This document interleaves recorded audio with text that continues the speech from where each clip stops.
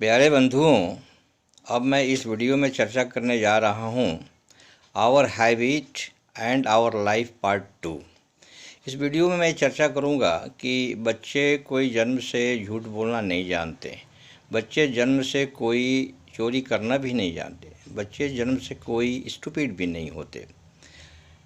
बच्चे या तो अपने परिवार से सीखते हैं, या सराउंडिंग से सीखते हैं, या समाज से सीखते हैं, या संगत से सीखते हैं। संगत से बच्चों के ऊपर 70% इफ़ेक्ट पड़ता है। तो बच्चे का ये गलत चीज़ सीखने का यही सोर्स है, लेकिन रोकने का सोर्स, अच्छा रास्ता सिखाने का सोर्स गार्जियन को तो अवश्य ही है। घर में हम देखते हैं और बच्चे देखते हैं कि अगर कोई टेलीफोन आता है तो गार्जियन बच्चे को ही बोल देते हैं कि बोल दो घर में नहीं है, या घर तो बोल दो बाथरूम में है। तो ऐसा बोलने से बच्चा बोल तो देता है कि घर में नहीं है, जबकि वो घर में रहते हैं, बाथरूम में नहीं है, फिर भी बोल देता है कि बाथरूम में है। टेलीफोन उठाने से बच जाते हैं। इससे क्या होता है, बच्चा सीख तो जाता ही है कि ऐसे केस में या कुछ केस में झूठ बोला जा सकता है। लेकिन झूठ बोलने का बच्चों के ऊपर बहुत बड़ा प्रभाव पड़ता है। प्रभाव ये पड़ता है कि उनके जीवन काल में जो कोई बड़ा काम करने आता है, या स्कूल में भी होमवर्क करना है, क्लास वर्क करना है, तो ये झूठ बोल करके अपना जान बचाने लगते हैं। इस तरह उनका इंटरप्राइजिंग नेचर, कर्मपरायणता ख़त्म हो जाती है। कर्मपरायणता अगर जीवन में ख़त्म हो जाएगी तो उसमें जीवन के रास्ते बंद हो जाएंगे। उन्नति नहीं कर पाएगा, कर्मशील नहीं हो पाएगा। उसको समस्याओं से लड़ने का, समस्याओं को हल करने का इच्छा शक्ति पैदा करना हम लोगों का ही कर्तव्य है, गार्जियन को ही कर्तव्य है। गलत चीज़ वो नहीं जाना चाहिए। एक बार एक बच्चा अपने दोस्तों का पेंसिल, रबर, ये छोटी छोटी चीज़ें चुरा लेता था।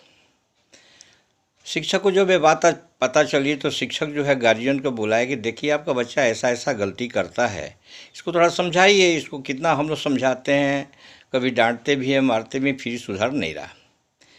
गार्जियन जो है डांटने लगे शिक्षक के सामने कि तुम ऐसा गलती क्यों करता है, तो बहुत गलत है, मत करो, तुम कमी क्या चीज़ के है।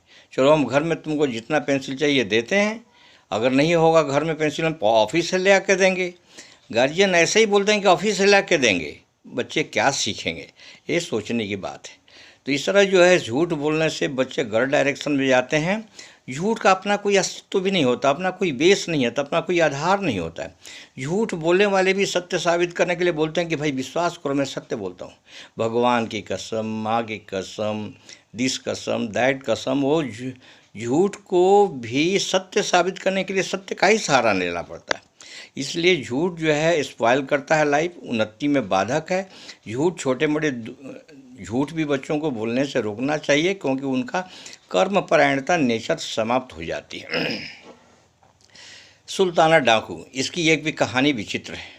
सुल्ताना डाकू बचपन में जो है मुर्गी चुरा लेता है। मुर्गी चुरा के घर में लाता है। उसकी माँ जो है मुर्गी बना के खाती है, खिलाती है, बड़ा प्रसन्न हो जाती है कि आज मेरा जो है क्षुधा शांति हो गया। गरीब परिवार के थी और बच्चों को बड़ा प्रशंसा की। उस एक मुर्गी चोर से सुल्ताना डाकू का बचपन से, तो सुल्ताना डाकू नहीं था, लेकिन वो बड़ा बड़ा होते होते बहुत बड़ी बड़ी डकैती करना लगा और बहुत फेमस डाकू बना, सुल्ताना डाकू बना। करता तो डकैती, अच्छा काम कुछ किया भी होगा, लेकिन एक गलत काम के माध्यम से अच्छा काम करने का कोई महत्व नहीं। अच्छे काम करके भी लोग दुनिया में बहुत अच्छे काम करते हैं। सिंधु राज की भी एक घटना है, भी सत्य घटना बताई जाती है। वहाँ पर एक पुरुष को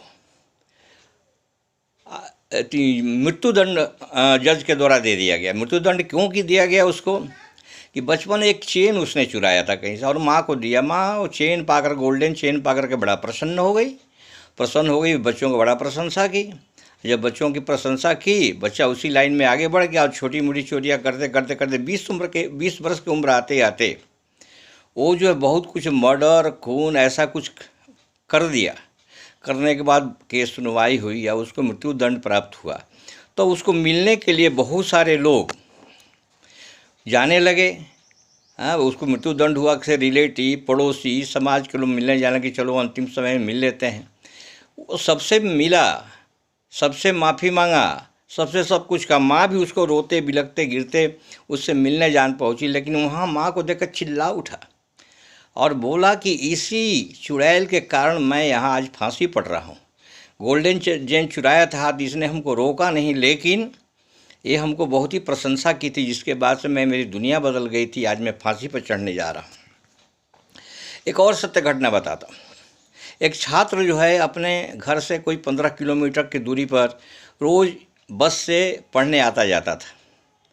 रोज़ बस में भाड़े देने पड़ते थे। बच्चे, उस छात्र को अच्छा नहीं लगता था कि बस वाले को भाड़ा देने पड़े। दूसरे बच्चे भी बहुत सारे नहीं देते थे, हल्ला गुल्ला करके जाते थे आते थे।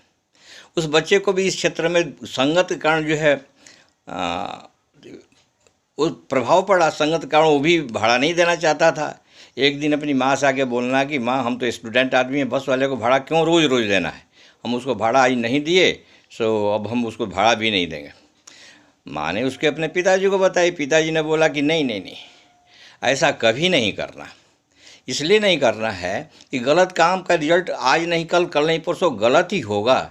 इसलिए भाड़ा हमको देना है, मैं पिताजी हूँ, भाड़ा हमको देना है, भाड़ा देने में हमको कोई आपत्ति नहीं है। तुमको देने में क्या आपत्ति है? बिना भाड़ा दिए हुए बस में एक पैर भी नहीं लगाना है और इस तरह भाड़ा देते रहे हो, भाड़ा देकर वो लड़का बजाते रहा। अगर भाड़ा नहीं देते, गार्जियन भी प्रसन्न हो जाते, तब वो बिना काम का उस 15 किलोमीटर शहर में बिना काम का जाता और जब भी दोस्त मिल जाते तभी निकल जाता। निकल जाने के बाद वो शहर में जा कर के कोई पूजा तो करता नहीं, दोस्तों के साथ किसी होटल में खाता, बहुत पैसे खर्च करता, सिनेमा देखता, बहुत पैसे खर्च करता, वहाँ जा कर के बहुत सारे गलत हरकत में भी चला जाता, उसमें बर्बादी होती। तो उस तरह वो जो है एक बस का भाड़ा बजाने के कारण उसका करियर भी खराब होने की संभावना सब हो जाती है।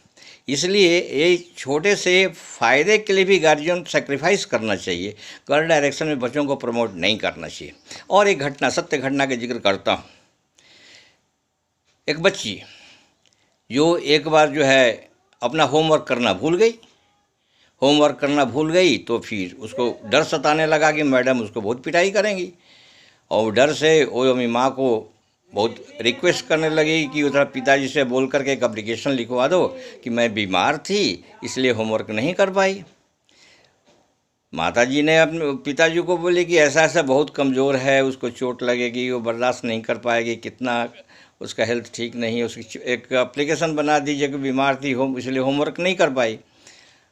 तो उस पिताजी नहीं बोले कि नहीं नहीं, गलती इसने किया, बीमार तो थी नहीं, गलती इसने किया और इसको गलती तो भुगतना चाहिए। हम गलत इसके लिए झूठ तो नहीं बोल सकते, गलत भी नहीं लिख सकते, तो इसके लिए एप्लीकेशन नहीं किया। अगर वहाँ जाके मैडम मारती हैं तो मारना भी उनका कर्तव्य है, दंड दिखाती है, दंड लेना भी इसका कर्तव्य है। इसलिए वो जो है मैडम उसको दंड दी और उसके बाद से उस लड़की का कभी भी जीवन में होमवर्क छूटा नहीं और अपना काम होमवर्क के प्रति बड़ा सतर्क रही, कर्तव्य परायणता के प्रति सतर्क रही और इस तरह के किसी हेल्प के लिए कभी वो अपने माता पिता से भविष्य में आशा भी नहीं करने लगी। एक और घटना बताता हूँ। एक गार्जियन अपने बच्चे को हर एग्ज़ाम में चीटिंग करवाते थे। एक बार क्या हुआ कि वो चीट नहीं पहुंचा पाए, उनका लड़का के घर में अपने पिताजी से झगड़ा कर रहा है चिल्ला चिल्ला करके कि आपने परीक्षा की तैयारी नहीं किया, हमको चीट नहीं पहुंचाया, पढ़े होते तो हमको चीट पहुंचा देते, इसके लिए मेरा एग्ज़ाम ख़राब हो गया, मेरे एग्ज़ाम खरीदने के लिए आप रिस्पॉन्सिबल है। अपने पिताजी से झगड़ रहा है कि हमको चीट नहीं पहुंचाया, आपने पढ़ाई नहीं किया, गलती आपकी है, मेरा परीक्षा ख़राब होगा। बच्चा अपने पढ़ने के बारे में नहीं सोचता है। तो इस तरह के गलत डायरेक्शन में बच्चों को प्रमोट करना ठीक नहीं है। बच्चों को इस करने से जो है उनके करियर ख़राब होता है, तो उनकी हम करियर बनाते नहीं हैं, करियर ख़राब करते हैं। इसलिए गलत डायरेक्शन में एक शिव खेरा का एग्जाम्पल, वो 10वीं क्लास में फेल गए, उनकी माँ ने उनको बहुत बोला कि तुम जैसा करोगे वैसा भुगतोगे, तुमको उसी क्लास में पढ़ना पड़ेगा। इस तरह माँ भी नहीं प्रमोट किया। वो शिव खेरा एक बहुत बड़े विद्वान इंटरनेशनल लेवल के हो गए।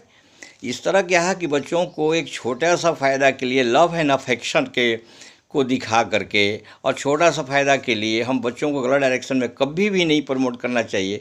उसे गार्जियन का प्रमोशन दिए हुए बच्चे बहुत जल्दी बिगड़ते हैं। इस तरह जो है इस तरह चीज़ को हम लोग को थोड़ा थोड़ा ध्यान देना चाहिए। अगर आप लोग ये सभी बातें अपने बच्चों को नहीं बता सकते, हमारे माध्यम से बच्चों, आपके घर में बच्चे हैं तो इसको फॉरवर्ड करिए। वो जो है अगर कोई सीख सकें तो अच्छी बात है, बड़ी प्रसन्नता की विषय होगी। इसी शब्दों के साथ मैं अपना वीडियो समाप्त कर रहा हूँ। Thank you very much. जय हिंद, जय भारत।